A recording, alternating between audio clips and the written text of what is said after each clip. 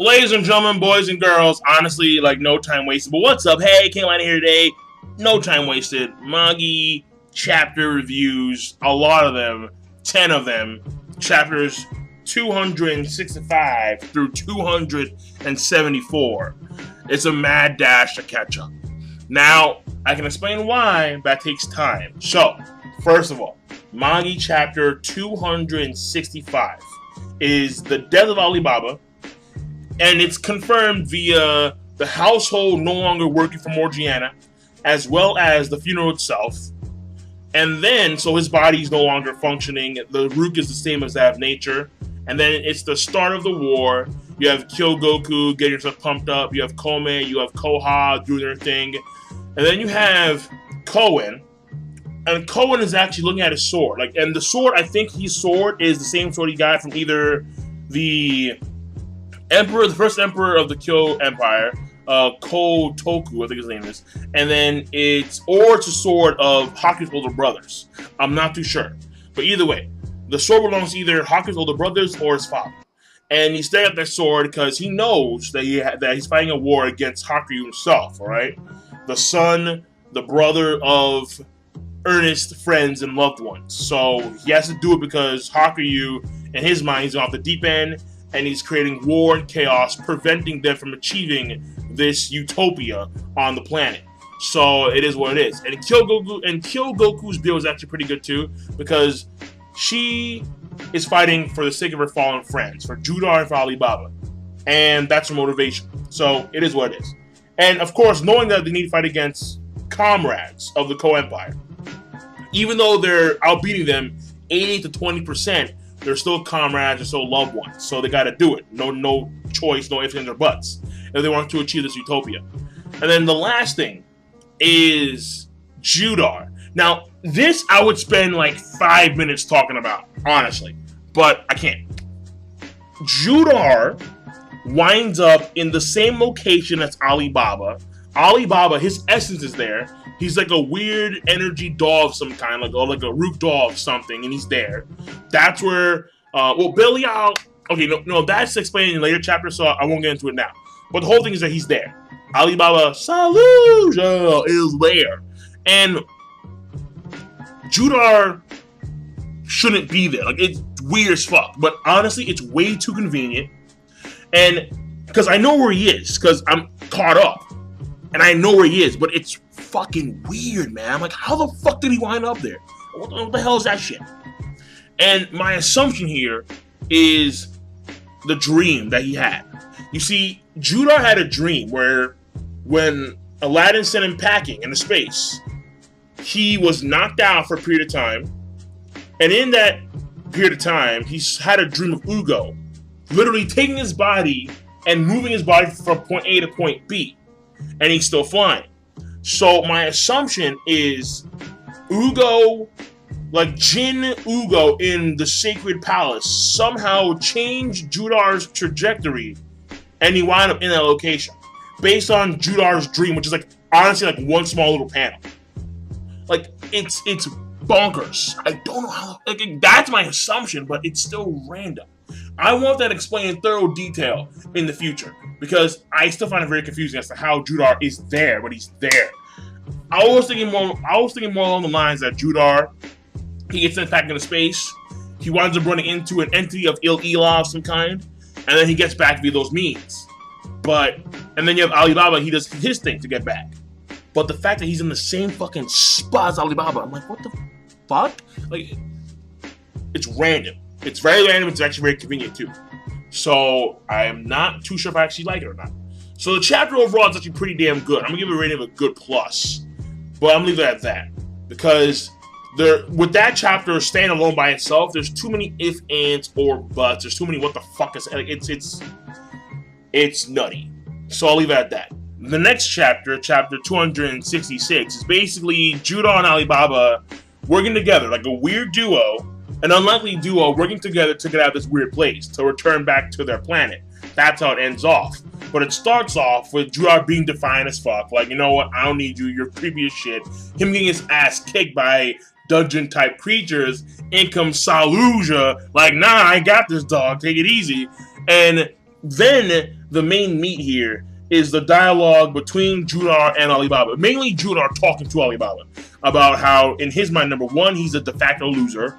I mean, he got his skull cut by Belial's scythe. He should be done. He should be out of the picture completely. So Hakuryu's the winner. If you come back, it kind of makes it pointless. And it really does in a lot of ways. And then number two, it's, in his mind, Alibaba is not worthy of being a king. He lacks a king's determination. And he can't, and the reason why is because he can't cut, quote unquote cut, because he can't make that final step when it comes to taking someone's life or having war or bloodshed for the sake of a country, for the sake of the world and of ideals and whatnot. So he can't do that. And that's a very important part of being a king. So Alibaba, he of course recognizes this because, and this to me, like, I'll talk about it later, but still, it blows my mind. Like, a character should not have this much growth off screen. Like, it's, whoa. But whatever. Moving on. The whole thing here is that he understands that, and he's like, you know what? I'm still going, dog. All right? Even though what you said is right about me, I'm still going to go back to the planet, and I'm still going to help out Aladdin Company. So he has to do it.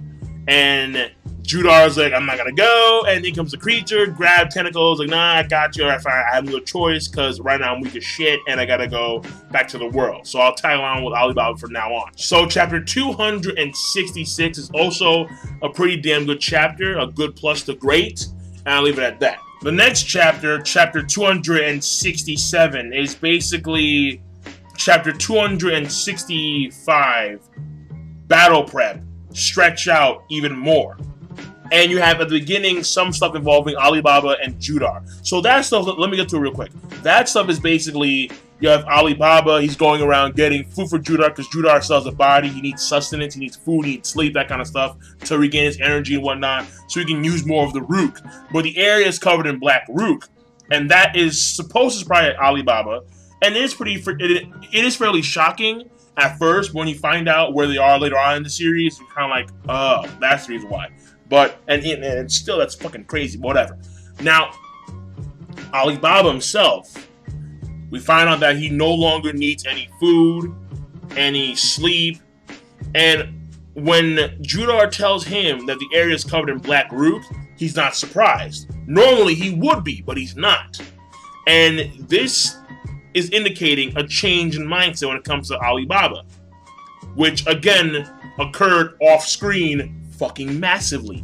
So I'll get to that later, but this indicates that either he just knows it. I mean, even if he didn't know it, he's not acting the way he would normally act. That's what I'm thinking.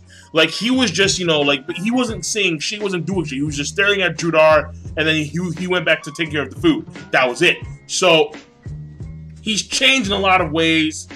Maybe we'll have to wait and see when he gets back to his actual body. Now, when it comes to the main focus of that chapter, though, it's battle prep, all right? You have the commanders, and they're getting a little bit too cocky. Like, we have more Jin users. We're going to squash Hakuryu. Then you have Koha and Kouen lay on some reality and some motivational words. Basically, Koha says, what if we all get taken out? What happens there? What happens then? And basically letting it be known that we need, 100% effort on everyone's part to make sure that this, that this war is taken care of, that the final step in their minds, the true final step forward to reaching a utopia is to take out Hakuryu. So the Co-Empire is one cohesive, large unit once again, and they can make the world into their image. And, the image of what Kouen and Koha and Kouen want, basically. And at the same time, you have Kouen giving some motivational words to the commanders, like, if Hakuryu wins, what happens to your family, what happens to your friends, what happens to your loved ones, and whatnot and whatnot. And then you have more, basically it's more reinforcement on Kyogoku's part, more like I can do this. I gotta do this for Alibaba and for Judar and whatnot. I gotta do it for my friends that died, and that's pretty much it. So Kyogoku stuff is pretty much rehashed from chapter 265, and then you have the battle prep stuff, which is again more battle prep stuff. So that's honestly, the chapter is okay, flat out okay, and I'm done with that chapter. Now chapter 268 is again more battle prep. Like, just when you think there was enough battle prep, guess what? There's more battle prep. Now, it ends off with Hakuryu, you know, yelling at the other army with a magical item, saying like, surrender now, you'll be exterminated, I'm the true emperor, whatnot. And you know, Kouen, he's a usurper, that kind of shit. But the battle itself actually does not start on this chapter. Like, basically, there's been 3 fucking chapters of battle prep. It's like, dog. So, but the chapter does have some things that are very, you know, fascinating. Number 1, Hakuryu himself, he does move his troops from out of the Rakusho area, the capital area, into the Kanan Plains. So that's where the decisive battle is going to take place. And then there's a small scene before the armies start to move out. There's a small scene of Koumei, and Koumei, he talks to himself and he says, "I'm sorry, Hakuryu." So that scene, I think, is implying that Koumei likes Hakuryu. And I'm not too sure if the opposite is true. I mean, I wouldn't think so, but as far as I know, or as far as I can perceive it, that's the way it looks. Like, Koumei likes Hakuryu. And you have one of Koumei's subordinates watching on, like, Master doesn't tell me anything. So maybe I'm overthinking it, but I think that Koumei likes Hakuryu. Now, then we have the armies move out. And you see what we're dealing with here. And, whoa, like, again, before I get to Hakuryu, you have the West forces. They're fucking stacked, man. They are absolutely brimmed with troops. You're like, bro, it's crazy. You have 4 armies. 4 armies. You have the first army of 220,000 men led by Koha. You have the second army led by Kyogoku of 200,000 men. Then you have the third army led by Gakukin, one of the households of Kouen, leading 100,000 men. Then finally you have Raisishu, who is the commander of the fourth army, and he's leading 90,000 dungeon beasts. Alright, like dungeon beasts, straight up. Like, they came fucking prepared. They're ready to go. And then you have Hakuryu and his boys. You have Shu. You have Raisiryu. 500 men a pop. 500,000 men a pop. And then you have Hakuryu himself. This panel was badass as shit. Son, yo. This guy had the spore monsters behind him. He's all stanced up and shit with his weapon. I'm like, yo, he's ready, man. I'm like, yo, he's ready. He's ready. He's taken on over 500,000 men, but he's ready. He's fucking ready, dog. Like, yo, I was mad hype for that. Actually, no, he's taking on, I think, 600,000 men plus. But the motherfucker looked ready. I was like, yo, Hakuryu about to fuck some people up, son. Damn, 100,000 versus 610,000. But he was ready. So that was a chapter. And again, it ends off with him yelling at them via magical item. So the chapter, okay plus, because finally the battle prep had reached its final stage, and the battle is gonna start real soon because Hakuryu, he's finally yelling at the troops. He's yelling at the other troops like, yo, you guys are supporting a usurper. Either you join me or you get eliminated. So it is what it is. So chapter 269 is when the battle finally starts. And the battle starts off with a massive bang. Now, granted, the attempt on Hakuryu's part to sway the opposing enemies failed, obviously.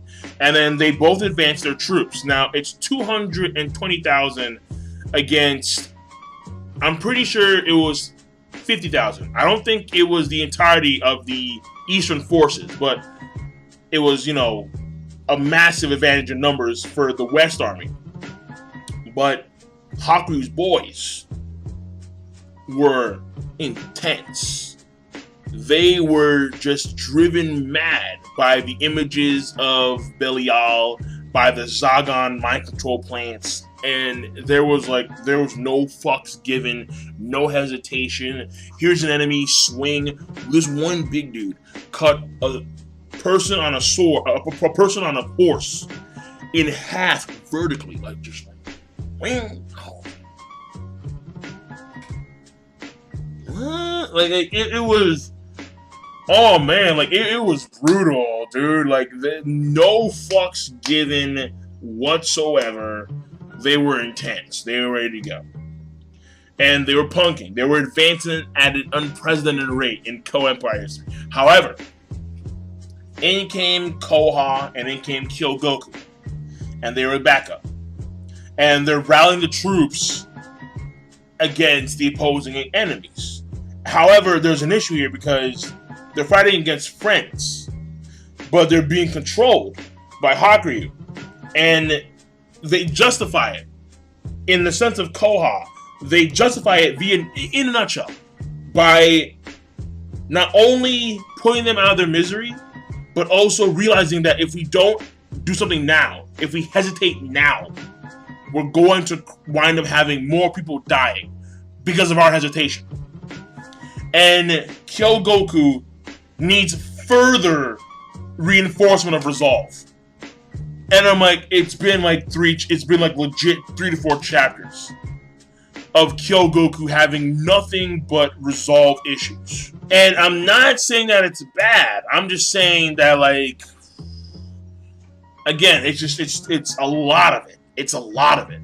I can understand why. Because, again, she's in a situation that would normally never happen. And she's going to kill her friends. Or people that she knew, that families and, you know, whatnot.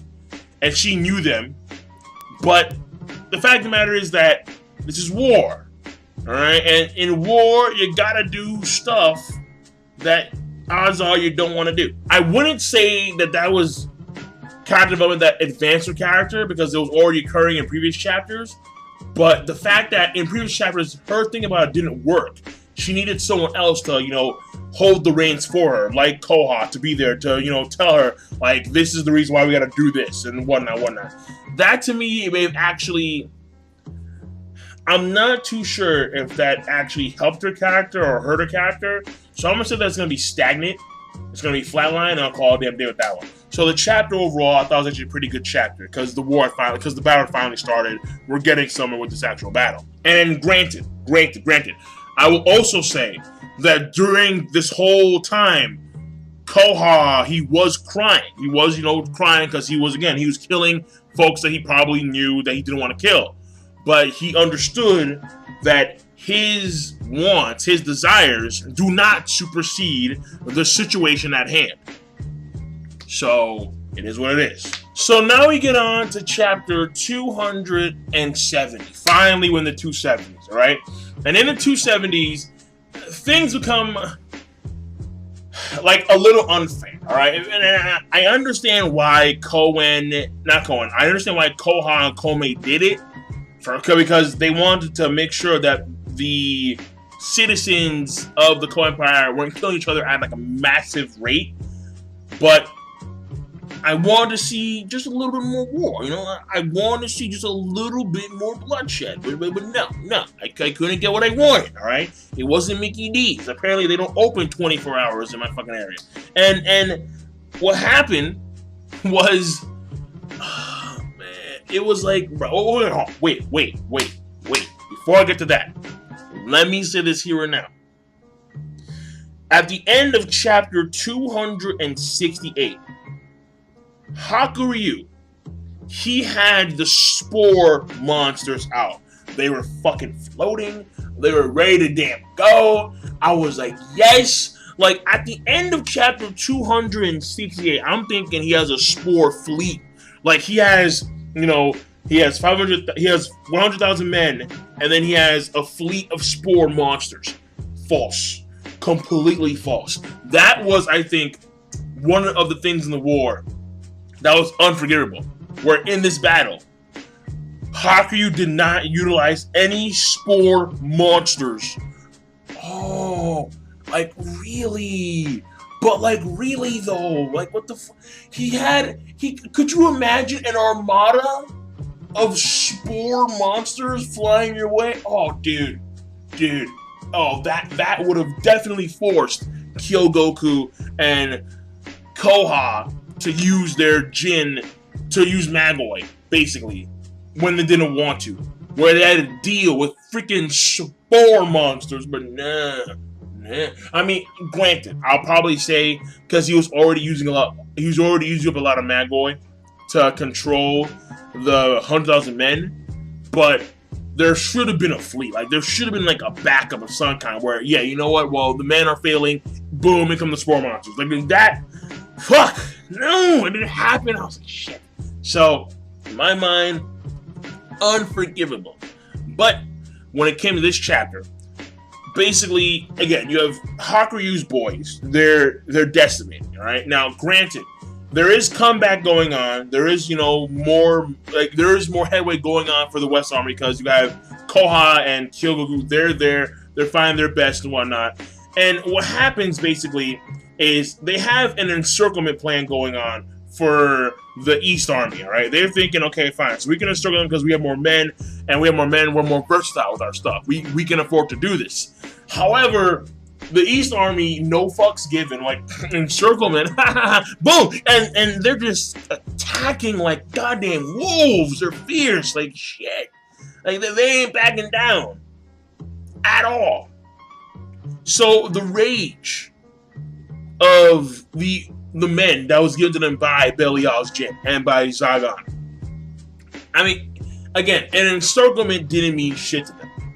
So what happens is, alright, so we want to preserve some of these men because they are co-empire men.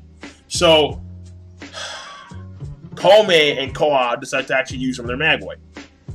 And they make a cavern, and not only that, but they also light the cavern on fire so the men of Hakuryu can't escape.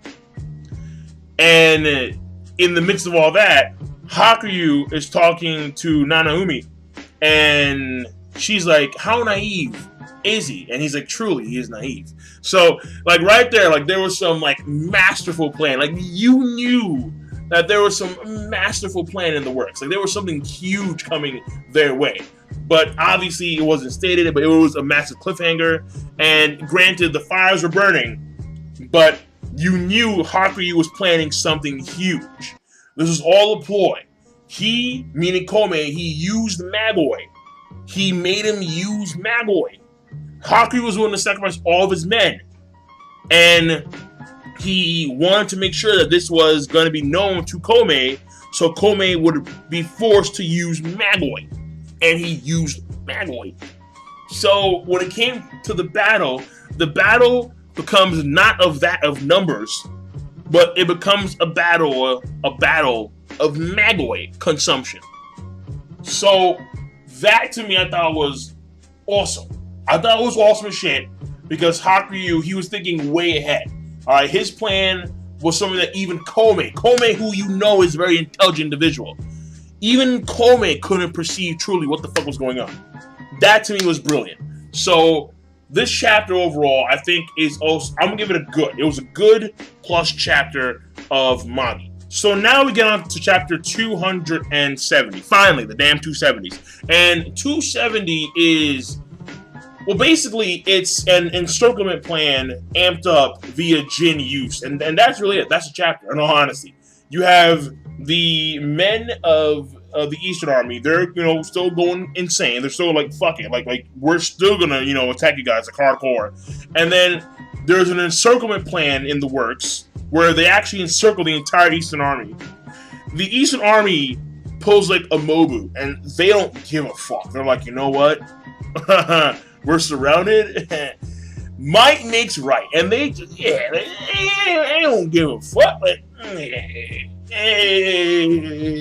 don't give a fuck. No fucks given, none whatsoever. And they just start, hacking and slashing, and they're losing men. You see, this is a civil war that's not good for the Koh Empire in general because they're losing men on both sides. So then Koha and Kouen, they make a cliff with their Jin, and they light the cliff on fire via oil and fire arrows.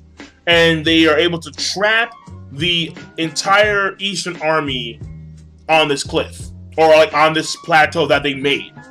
And it's actually fairly impressive.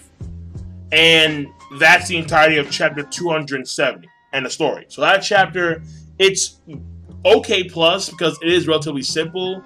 But no, I think it's actually a good chapter. It's a good chapter because it's the uses of Jin for the first time in the entire battle. And also, it's monumental. It's a monumental shift in the battle between Hakuryu and the Kouen forces. So the chapter rating is going to be a good plus. So the next chapter, chapter 271, yay! Basically, it's the Eastern Army being not only trapped by fire, but now you have Kouen. He plays Tetris. He's able to use these giant stone blocks he got somehow, some way. And they encase the Eastern Army in a furnace. And the furnace is there to not kill them, but to make it so hot to where they don't have the willpower to actually continue to fight anymore. And so when that happens, you have a comment from Nanaumi, and she says, I can't expect him to be that nice, that naive. And Haku's like, indeed. And the whole thing here is the Magoi thing. Like, you have Magoi being used on the part of Kouen. Kouen, he lost the battle of Magoi. So, it is what it is, okay? So, when you have Hakuryu was playing a battle of Magoi. And Kouen was playing a battle of numbers, right? Numbers of, troops.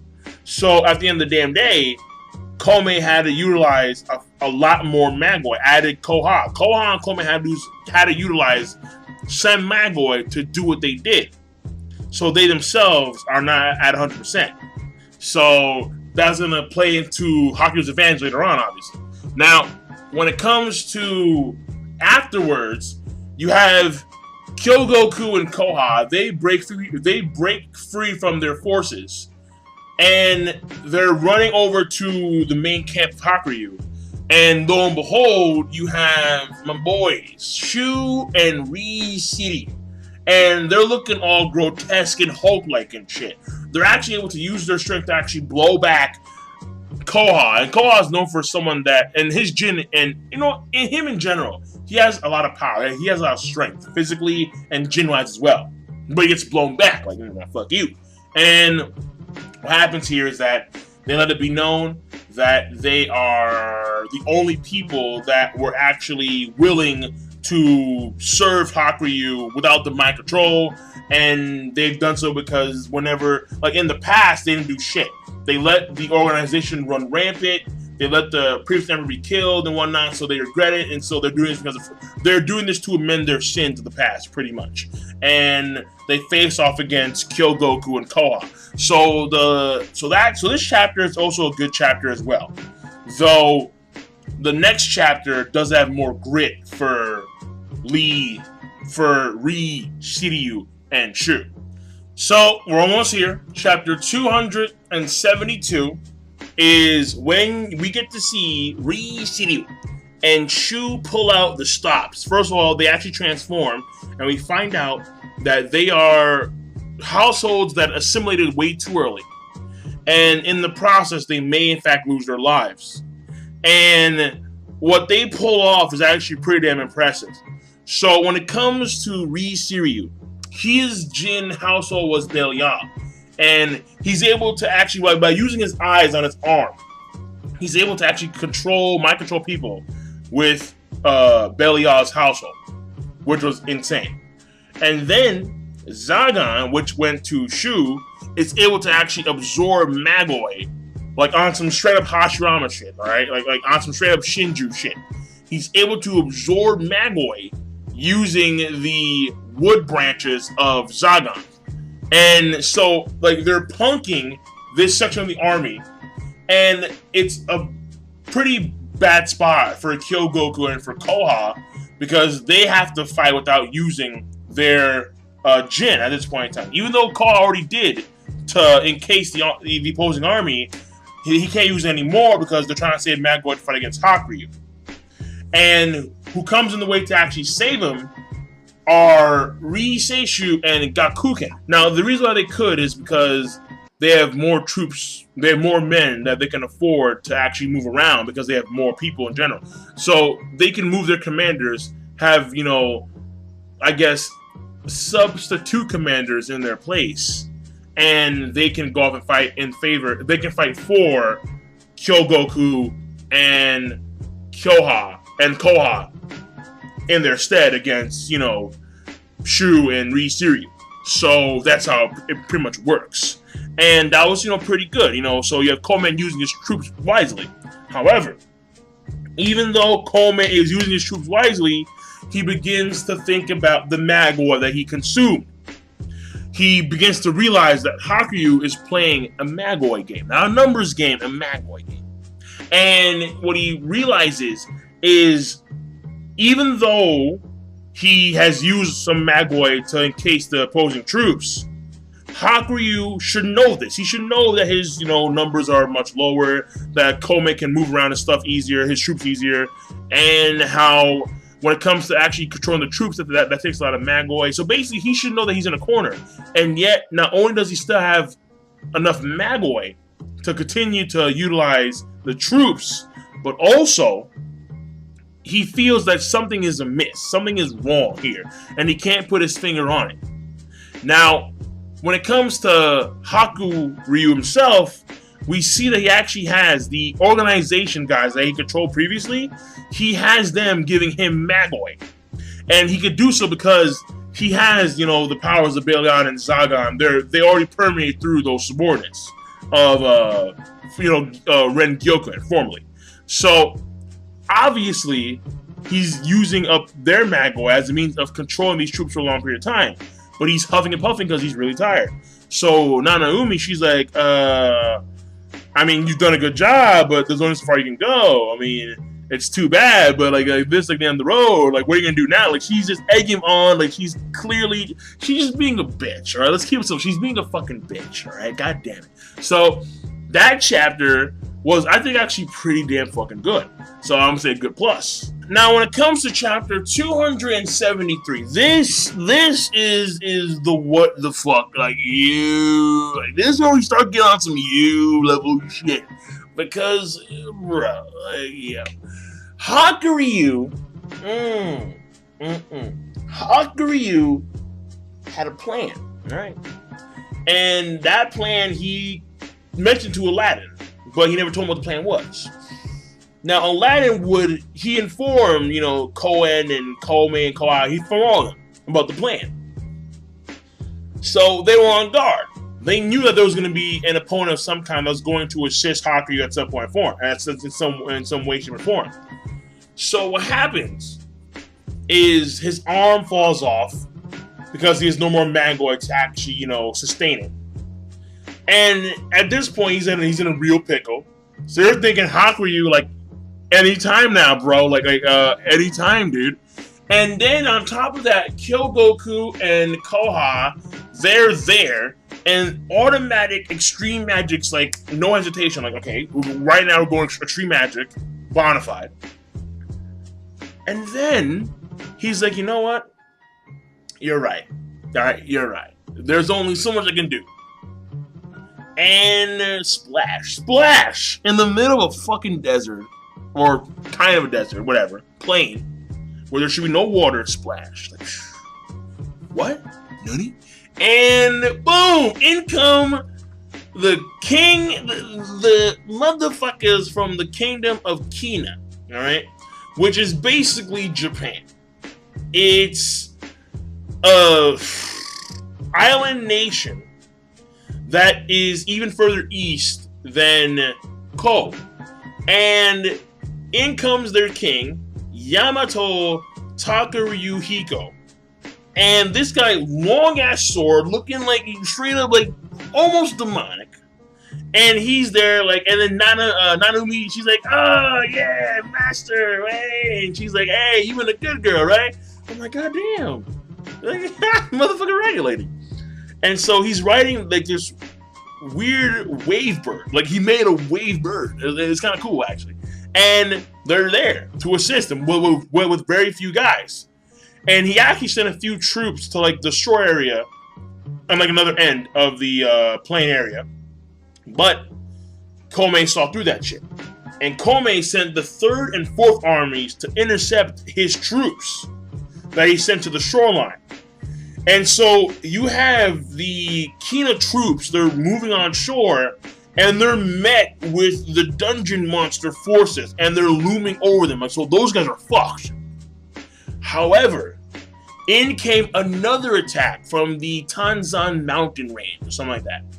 And we find out that in the Tanzan mountain range is not Hakuryu's forces of 10,000. No. It is a separate force full of knights wearing armor, completely covered in armor. And in comes the king of the Sasan kingdom, alright? Darius Lexosis. And at the end of the chapter, I have the page saved right here. At the end of the chapter, he says this: we 2 kings have come to assist our fellow ally of the 7 Sea Alliance. Now, that... What? Like the 7 Sea Alliance coming to back up Hakuryu. Shocking, stunning. No one can believe it, like, bro. The 7 Sea Alliance came in, swooped up Hakuryu to the rescue. Like, son, we here, dog. We here. Don't worry about it. We got you. We got you. Like falcons, man. And the perfect timing too.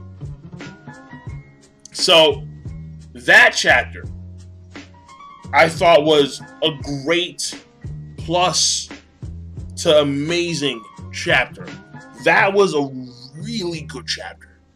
You have a completely, like, apparently the guys of the Kina country, they would normally give, what was it? Like, they would normally pay tribute to the emperors of Ko and the 3 other countries in that area. That's what they normally do. But, nah. They've been off the grid for a fucking while. And here they are back randomly to assist Hakuryu, who is now a member of the 7 Sea Alliance. Sinbad, fucking, you knew that Sinbad gonna come in there mad clutch at some point. But this is not the chapter of massive uber clutchness. The next chapter is massive uber clutchness. So this chapter is a great plus 2 and amazing. Now, finally, the last chapter of the bunch, chapter 274. Sinbad. Unbelievable clutch. Astronomical clutch. Like, you're talking about just this dude, Sinbad. Not only did he have the Kingdom of Kina come in there, as well as the Sazan Kingdom come in there to back up Hakuryu, but basically it's letting it be known that the 7 Sea Alliance, they themselves have decreed that Hakuryu, he is the true emperor of the Ko Empire, and they're simply backing up the true empire, the true emperor of the empire, the Ko Empire, by taking care of this internal dispute within the Ko Empire. That's what it is, because they're allowed to do that. They're allowed to help regulate internal strife and disorder within a country, because that country is a part of the 7 Sea Alliance. They're allowed to do that shit. Furthermore, they're like, I mean, Koumei is stunned, like, but what, how did they get through the mountain range? shouldn't Lady Hakuryu be there? Fucking Sinbad. Players, man. God damn. Like this dude Sinbad was rocking the Internationals player anthem for the longest time, man.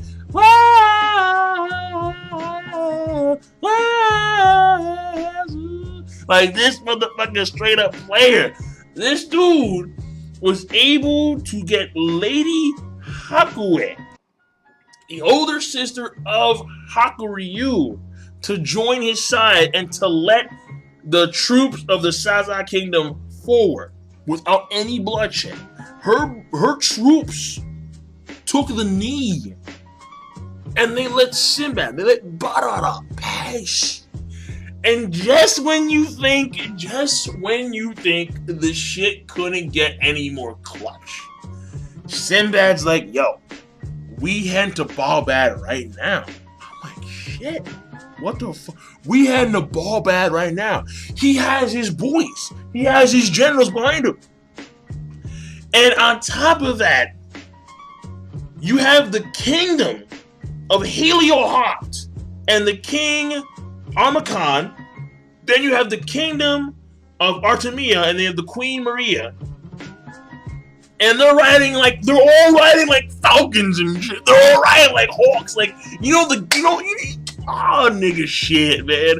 They're riding what the fuck are they called? God, what the fuck is it, man? The Lord of the Rings. There we go. They're riding the Lord of the Wings Eagles, man. That's what they're rocking right now. They're riding the Lord of the Wings Eagles. You know, in like every Lord of the Rings, what happens at the end? Oh, the Eagles are coming. The Eagles are coming. And then the Eagles are fucking here. They're just like, yeah. And they're riding the fucking Eagles straight to Balbad. And you're like, bro, like fucking Kouen is fucked. And he just got raped raw, son. That it's unbelievable. At least it's coming. Alright? It's coming. At this point in time, you know the rapage is coming, alright? You drop the soap at the wrong time and everyone's staring at you. Like, you know you fucked up. Like that's that's what's going on right here, right now. And you're like, yo, no, stop it. Huge for the overall story. Absolutely massive. I mean, I did not expect Hakuryu to betray the Ko Empire the way she did. And you just have like Sinbad, like, yeah, like we're gonna do the do. We're gonna do the funk here tonight. There ain't no snuggling on my bed. Fuck no. I'm like, yo. And she's blushing and shit. And I'm like, but I'm pretty sure Koumei likes you. Ooh, no.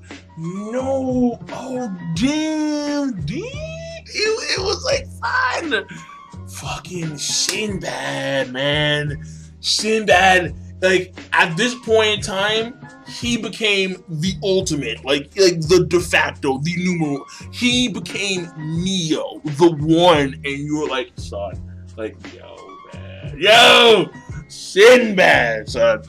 Chapter 274 is, without a doubt, a yo status chapter. Like, it's yo. Alright? It's yo. Now, granted, the chapter ends off with two things. Number one, Hakuryu, he admits this is not the way he wants to take back his country. He never, because granted, that was his original plan. After the battle against Alibaba and Aladdin, he talked to Sinbad. And Sinbad's like, this is actually a great chance. So you took out Judar and, well, no, Judar got taken out. True. But he explains how Kouen is actually the real reason why we gotta, Kouen is the one that's actually preventing peace from being attained. And I'm going to assist you in attaining what you want, this peace. I'm going to assist you in attaining this country. All right, leave everything all in Shindoria's hands. All right, we got you, no problem. And on top of that, you have the scene of Alibaba and Judar And Judar is not able to fly because he's regained some of his strength back by eating all this weird shit. And Alibaba's like hauling ass. Like, he knows something's up. He's like, I just want to go back and help Aladdin and everybody. And he says at the end, that's the reason why I was brought back. Who brought him back? Who brought him back? So there's something more going on with Alibaba. It's a lot deeper than we first thought. But someone brought him back into this particular plane of existence. And we're given more details later on, but we're not given like the full scope. But I'll get to that later. So overall, these are the chapters, and I'm fucking done. I'm finally fucking done. So, King of Lightning, if you stuck around, good on you. If you didn't, I can understand why, obviously. And I'll move on with chapter reviews next time round for chapter 275, and maybe do 4 at a time, and then have one more to catch up with, and I'll be it. So, King of Lightning, I'm done. Rate the video, comment, subscribe. Have a nice one. Yeah.